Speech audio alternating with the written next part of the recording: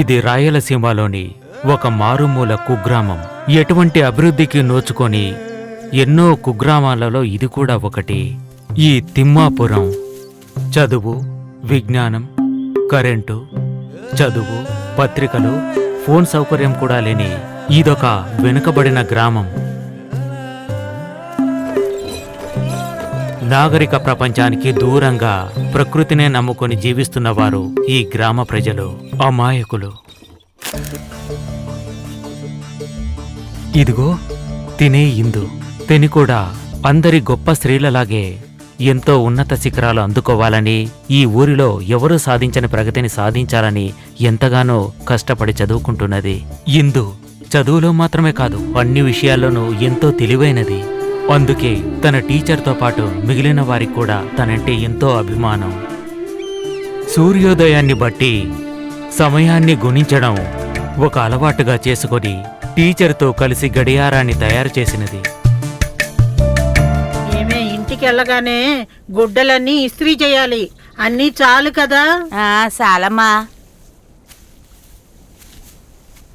ఏ అమ్మాయి, నేను చూసేటప్పుడు అంతా అన్ని పనులు నువ్వే చేస్తున్నావేంటి?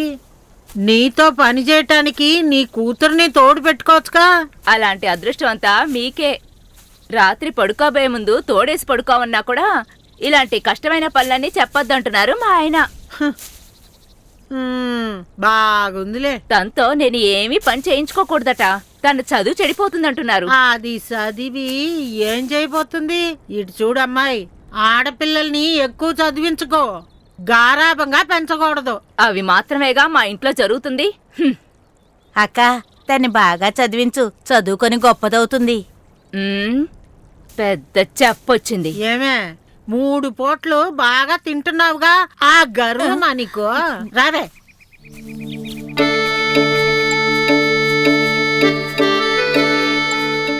ఏరా మణిగడ్డ, బావా ఇవాళ పొలాలకు నీళ్లు పెట్టాలి, అది మర్చిపోయావా? అలాగే బావా. ఎన్నిసార్లు చెప్పాలరా?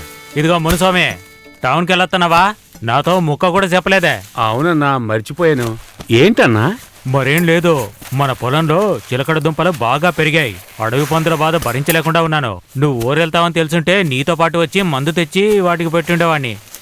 ఆ ముందు కదా అన్నా, నా దగ్గర ఉంది, నేను ఇస్తాను. మరేం పర్వాలేదే, ఆ సంగతి తర్వాత చూసుకుందాం. సరే గాని ఇప్పుడు పట్టణానికి ఎందుకు వెళ్ళొచ్చావు? మా ఇందుకి నోట్ పుస్తకాలు, లెక్కలు చూసే మిషను ఇవన్నీ తీసుకురావడానికి వెళ్ళానన్నా. అందువల్లే మర్చిపోయానన్నా.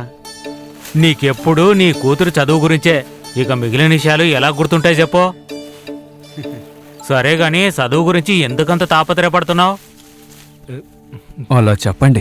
రే, పొరపాటుగా ఏదో వాగాను. నువ్వు దీన్ని మనసులో పెట్టుకోవద్దు. ఈ ఊళ్ళో ఆడపిల్లని చదివించే తండ్రి నువ్వొక్కడివే. ఆడపిల్లకు చదువేందుకు అనుకునే ఈ ఊళ్ళో నువ్వు చదివిస్తున్నావు చూడు, అదే గొప్ప విషయం. అలాంటి బిడ్డ నీకు ఉన్నందుకో నువ్వు చాలా సంతోషపడాలా. నాకే కదా. కావాలంటే చూడు, మన ఇందు గొప్ప చదువులు చదువుకొని మన ఊరిని ఎంతో అభివృద్ధి పరుస్తుంది. మీ దీవెనలుంటే చాలన్నా. ఏ త్వరగా రారా బావా. రే, మన ఇందుని బాగా చదివించి ఈ ఊరికి పేరు వచ్చేటట్టు చేయాలరా, అదే నా కోరిక.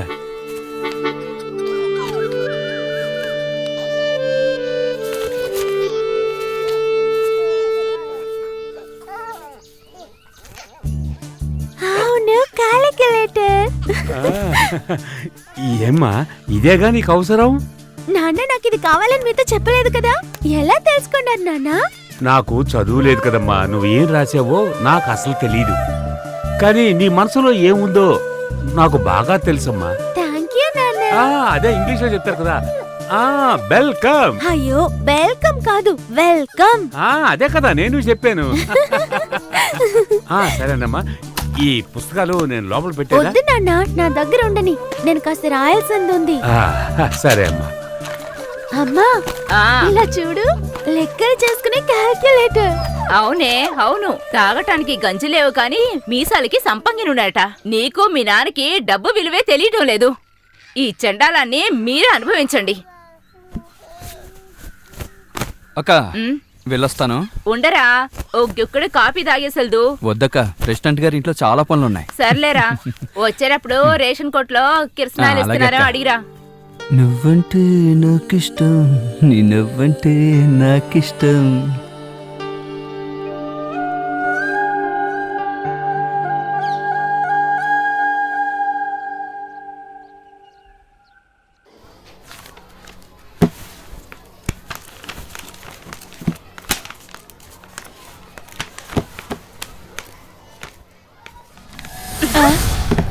ఈ చిత్ర నీ కళ్ళు కనపడడం లేదా? అవును, తెలీదు. అయితే కళ్ళజోడు పెట్టుకో. వద్దే, వదిలేండి. ఏ చిత్ర, మీరేంటి ఇలా ప్రవర్తిస్తున్నారు? ఇదే మీ కాకర వార్నింగ్. ఏమైందమ్మా? ఏం లేదు సార్. కూర్చోండి.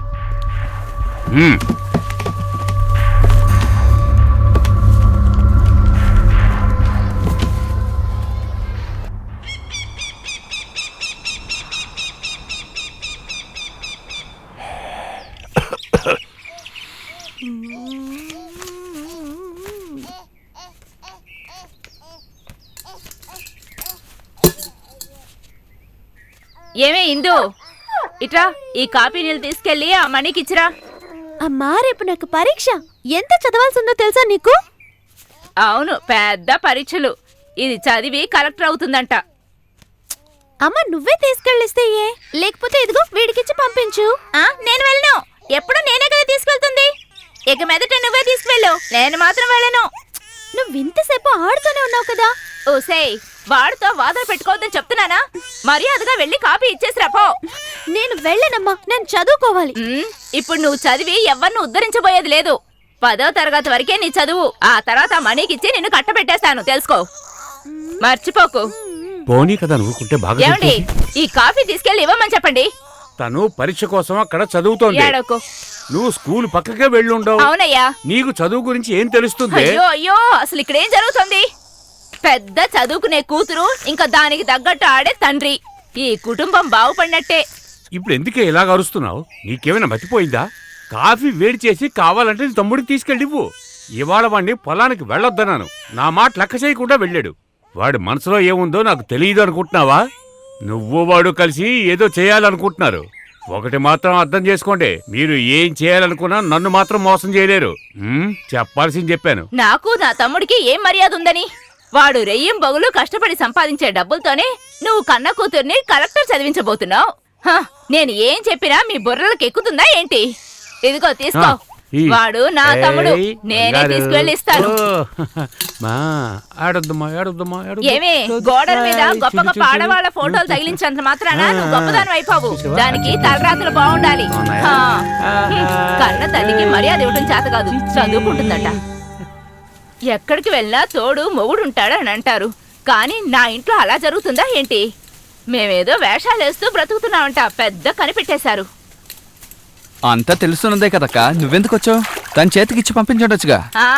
అది పెద్ద చదువుకుంటుందట. నేను తనే వస్తుంది అనుకున్నాను. నువ్వెందుకక్క కష్టపడుతున్నావు?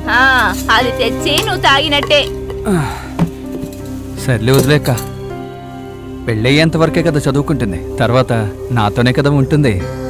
ఇప్పుడు తన మనసుకి ఏది నచ్చితే ఆ చైని అక్క. తన సంతోషమే నాకు ముఖ్యం అక్క.